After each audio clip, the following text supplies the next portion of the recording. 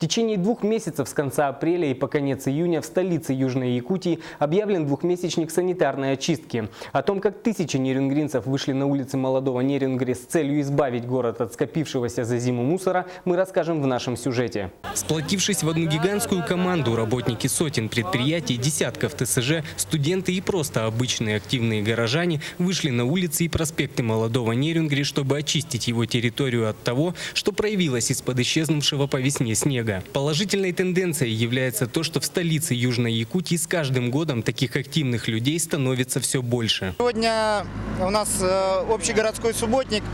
На этом субботнике коллектив ЦКИД вышел для того, чтобы убрать скопившийся мусор за зиму.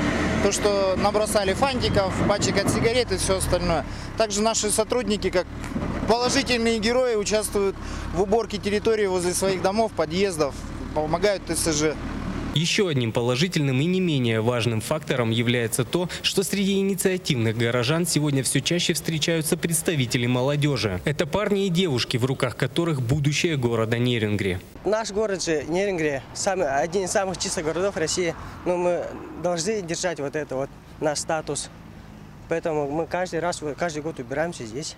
Ксения Данилова, являясь первокурсницей, также отмечает, что для студентов их университета важность подобных субботников стоит далеко не на последнем месте. И что мало кто из студенческой молодежи остался в стороне от такого полезного и благородного дела. Все курсы абсолютно с первого по выпускной курс все выходят, выбираются, чтобы каждый мог внести вклад в это хорошее дело.